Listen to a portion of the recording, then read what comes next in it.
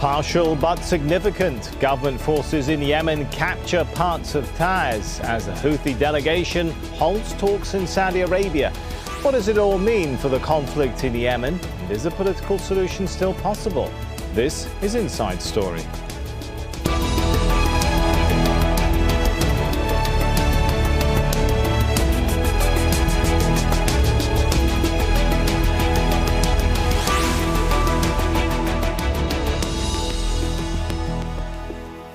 Hello and welcome to the show. I'm Sami Zeidan. It was almost a year ago that Saudi Arabia launched Operation Decisive Storm, an air campaign meant to quickly overthrow Houthi rebels who had taken control of Yemen's capital, Sana'a.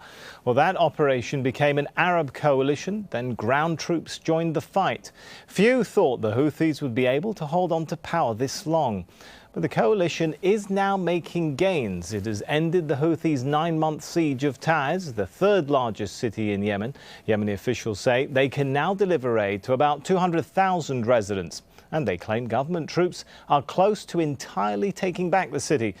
But what is the strategic value of Taiz, and how will this military advance affect talks being held between Saudi officials and Houthi leaders? Lots to discuss with our guests, but first, Al Jazeera's Hisham sets the story up for us. Troops loyal to President Abdurrabbu Mansour Hadi break through Houthi lines in Taiz, partially breaking a siege on Yemen's third largest city. They can now send humanitarian aid and weapons from the southern port city of Aden. For the government, the latest gain is a major development in the push to capture the capital, Sana'a. The siege of Taiz was broken. This is a big issue. The wheels have started to roll. It might seem slow, but the efforts are huge. But the fight to control Taiz is far from over. These are Houthi fighters trying to hold ground in Jahmaliyah, their stronghold in eastern Taiz. But despite the heavy fighting and gain made by government forces, the Houthis remain defiant. The invaders will be defeated. We will destroy them, and we will win the fight. This is a funeral of Houthi fighters killed trying to defend Taiz. The Houthis are backed by elite Republican Guard units loyal to former President Ali Abdullah Saleh. The Houthis were hoping to expand their presence in Yemen and consolidate their grip on power. Marib is an important battleground for the Shia rebels. These are Houthi fighters trying to repel a government offensive in the oil and gas-rich province. Pro-Hadi fighters are trying to break down Houthi strongholds in the east and the south so that they can move north to capture the capital. If they do that, the Houthis might lose the war. Hisham, Al Jazeera.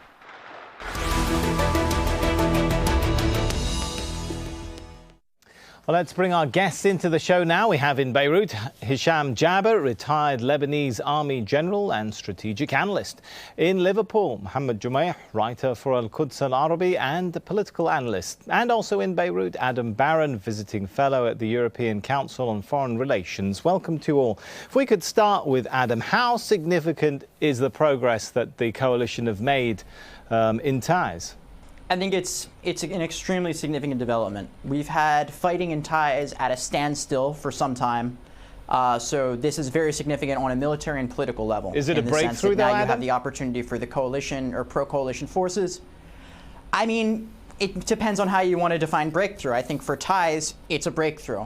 But I mean, you have these senses where people will always say, you know, people said before, the road to Sana'a goes through Aden, or the road through Sana'a goes through Taiz. But I think it's too soon to say whether this is going to be a huge breakthrough in terms of the battle for Sana'a. That being said, when it comes to securing Taiz, which is the capital of Yemen's most populous province, it's very significant. And I think that alone is a major development when you look at this war. It's a major development. From a military perspective, though, Hisham, do you think the city will fall? Even it will fall, maybe, but there are a lot of victims. We cannot forget that more than 1 million inhabitants are in Sana'a, and it's not easy. And if there are fighting, street fighting, I think thousands of victims will, we will see thousands of victims. It's not that easy. And let me tell you something. It's not a matter if we do succeed to occupy a city or a land. The question is, can we remain on that land, on security? Can we control it, and for how long?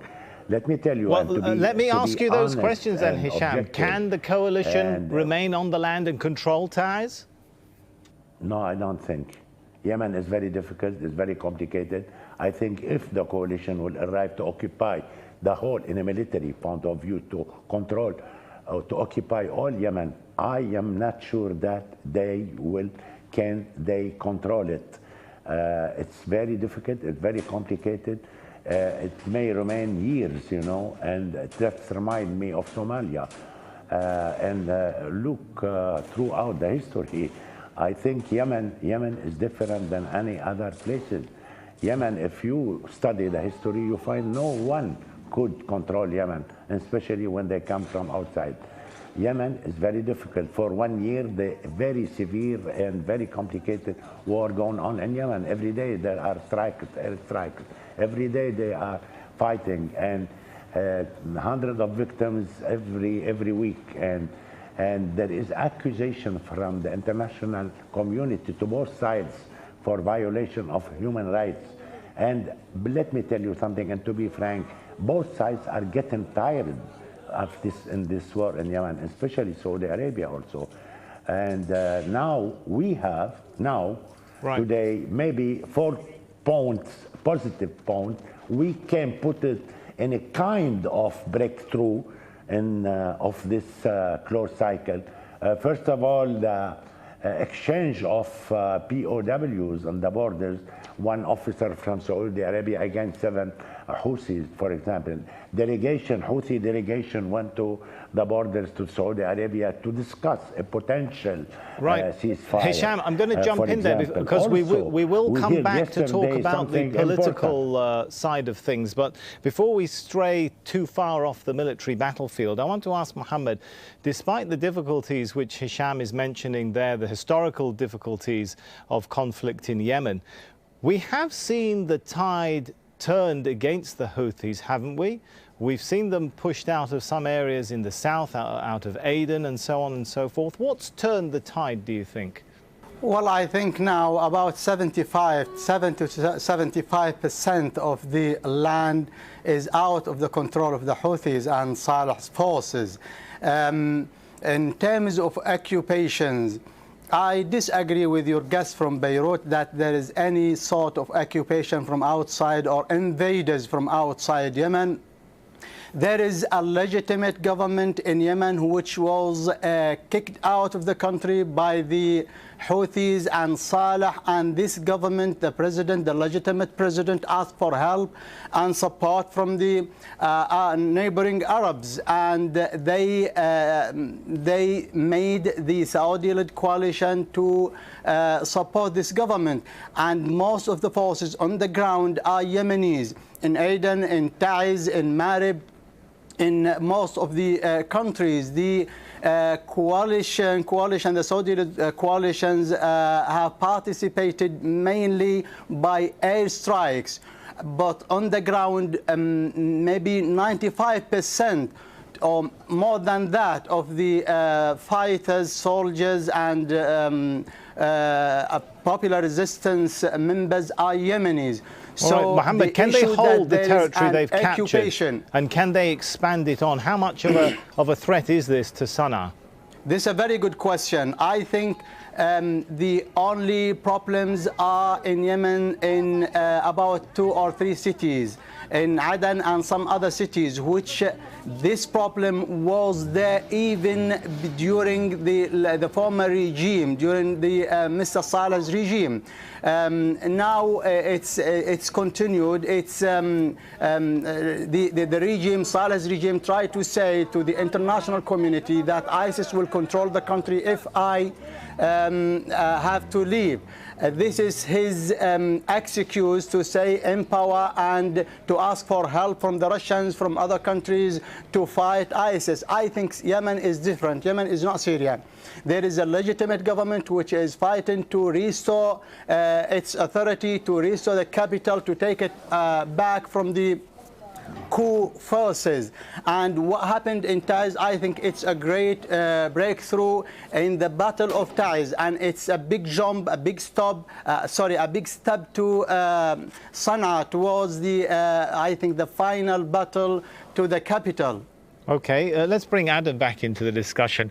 Does Taiz change at all the analysis of those who say this is a battle that cannot be won militarily? Does that show that the fight can be taken to the Houthis much further north than Aden and some of the southern areas?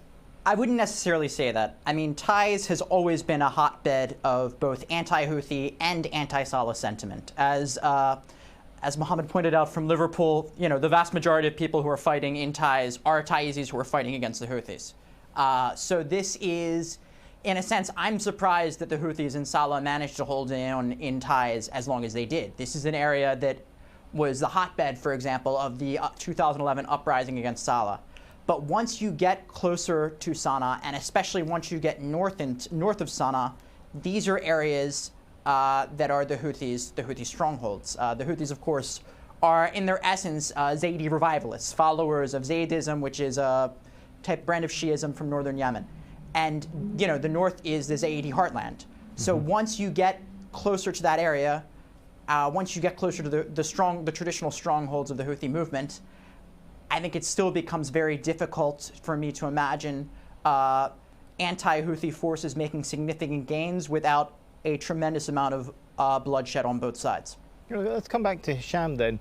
What do you make of suggestions that the alliance between Saleh, Ali Abdullah Saleh, the former president of Yemen, of course many units of the military are loyal to him, but the saying goes that the alliance between him and his units and between the Houthi rebels on the other hand is starting to break down?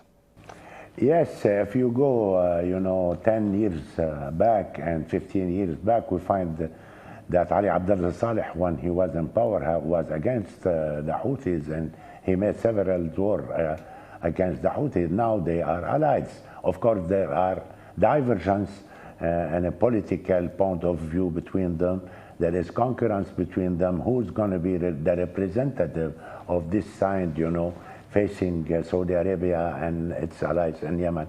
We heard that yesterday that there is some conflict. I didn't say military conflict, but political dispute, if you want, between Ali Abdullah Saleh and the Houthis. Who will come first in case they will sit on the negotiation table to negotiate a peaceful solution in Yemen. This is about the Houthis and Ali Abdullah Saleh. But I would say, I will continue what the positive point, what I said, that we heard yesterday a VIP or important figure in the Houthis, his name is Yunus Fishi, who asked Iran to stay away from Yemen after the speech of Iranian responsible who said they will help, that Iran will interfere in Yemen. That figure, who is Houthi, asked Iran to stay away and not to interfere in Yemen's affair, which present a positive point, in breakthrough, in kind of breakthrough or goodwill, towards Saudi Arabia. Also, not forget that, as we said, both are getting tired, and there is no military solution in Yemen.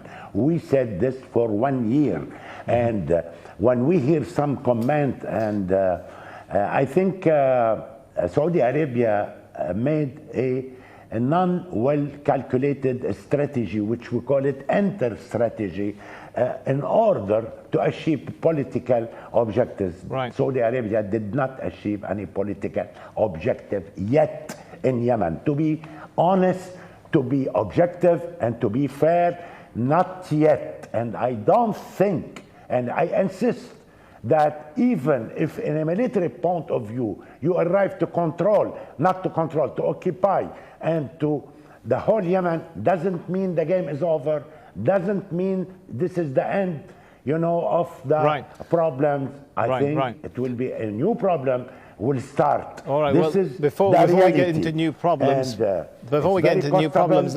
like the point that you've raised there, Mr. Hisham, about the political objectives, and perhaps this is a good segue to talk about the political talks which are going on in Saudi Arabia. Mohammed, do you think that the parties have decided, have they reached the point, the parties to this conflict, where they've decided they need to resolve this problem now through talks? Is there more of a resolve, and is that the reason we're seeing a Houthi delegation in Saudi Arabia right now? I think so. Most of the parties inside and outside the country think that at the end of the day, there must be a political solution, not a military solution. From the Saudi-led coalition, they think that these military acts are there to make the Houthis accept the United Nations resolutions 2216, and other resolutions, and also to accept the outcomes of the national dialogue in Yemen, which all Yemenis agreed in the beginning of 2014. So the military acts in Yemen is to achieve and to fulfill the political solution. No one can win this war by military forces or by military means, but it is to convince those who are until now rejecting to accept and to implement the United Nations resolutions regarding Yemen. When they come to this point, I think everything will be there to pave the way in order to achieve the political solution. Okay, hang on there, to Saudi Arabia, I can see Hisham wants to get in there. I'll give you a brief opportunity to come back in and perhaps tell us, Hisham, what you think a settlement looks like. That's a question that hasn't often been asked. What exactly does a settlement leave Yemen looking like if one is reached between the Houthis and Saudis? Let me tell you something. Of course, military success will give you a strong cards when you sit on the negotiation table. It's normal for both sides, and the Saudis are trying with this military success because they know they will sit at the end of the day, like your guest said, on the table. But what kind of Yemen would be acceptable to the Houthis, to its neighbors, to the legitimate government of Yemen? I think, first of all, we have to forget about the solution 2216. It's expired, in my opinion. We have to look at the present now. What Yemen we do imagine to be. Yemen, you know, we cannot decide on this table the future of the Yemen. The Yemeni will decide whether their Yemen will be federal, for example, or one unit, and every Yemeni, you know, Yemen will be running by all factions in Yemen. This is the solution. Otherwise, every faction in Yemen, every political or ethnic or whatever in Yemen will feel that they put him aside. It will not Yemen will not remain stable. Okay. In my opinion, Yemen is for the whole Yemenis. Of course, no one can deny the influence or the role of their neighbors, Saudi Arabia and the other countries in the Gulf. They have to recognize this.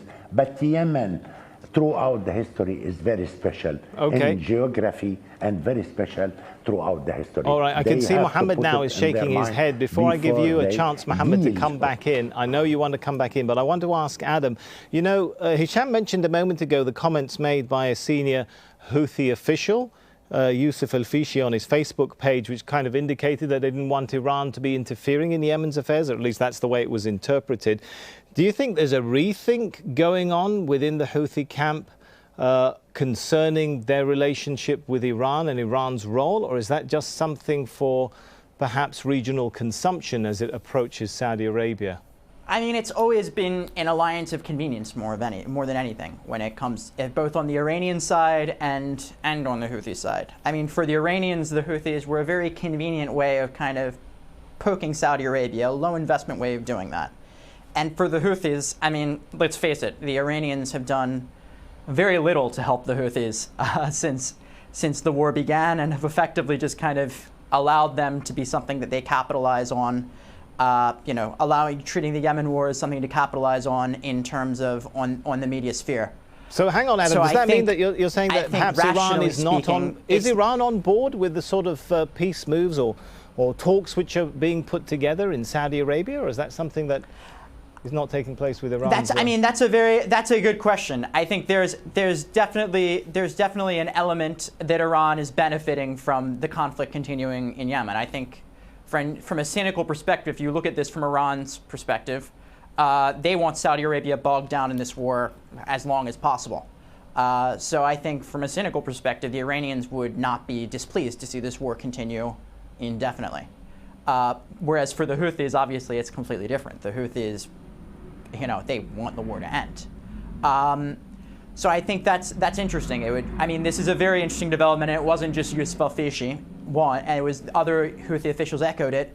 And then at the same time, this is what is you see what is now being said publicly from al-Fishi and others, reflecting the resentments a lot of Houthi officials have been expressing privately about Iran for some time. Well, so I think it's certainly an interesting development. I mean, the fact of the matter is, when you look at it from the Houthis' perspective, they're right across the border from Saudi Arabia, whereas Iran is very far away. So they've got to deal. I mean, both the Houthis and Saudi Arabia will have to learn to live with each other somehow.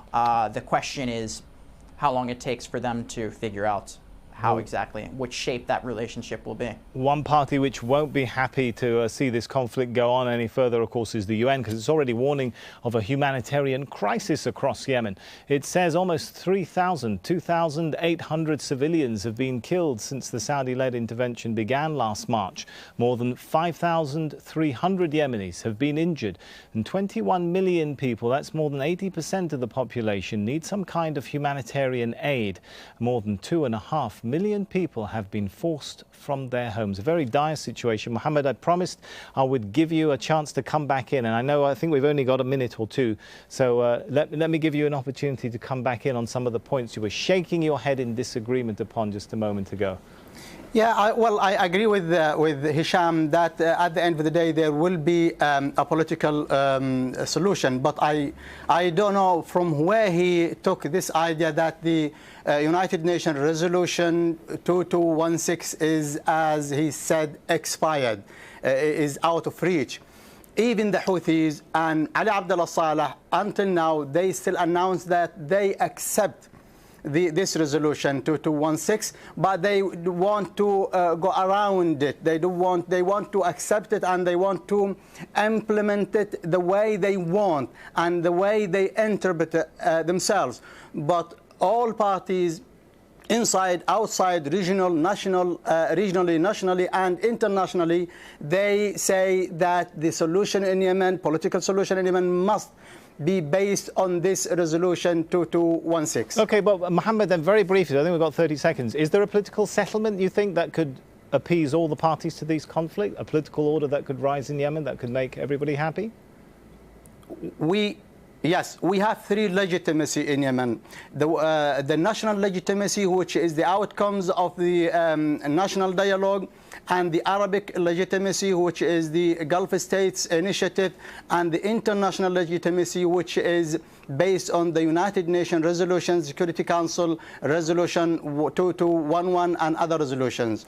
If all parties accept and agree to go according to these three legitimacies, then at the end of the day, I think we will see a political solution. Let's hope the political solution is found soon, but for now, let's thank our guests. We're out of time on this show. I'm sure we'll be back to discuss it, though, in the not too distant future. Let's thank Hisham, Mohammed and Adam. And thank you too for watching. You can see the program again anytime by visiting our website, aljazeera.com. And for further discussion, just head over to our Facebook page. That's facebook.com/AJ Inside Story. Or you can join the conversation on Twitter. Our handle there @AJ Inside Story. From me, Sami Zeidan, and on behalf of the whole team, for now, it's goodbye.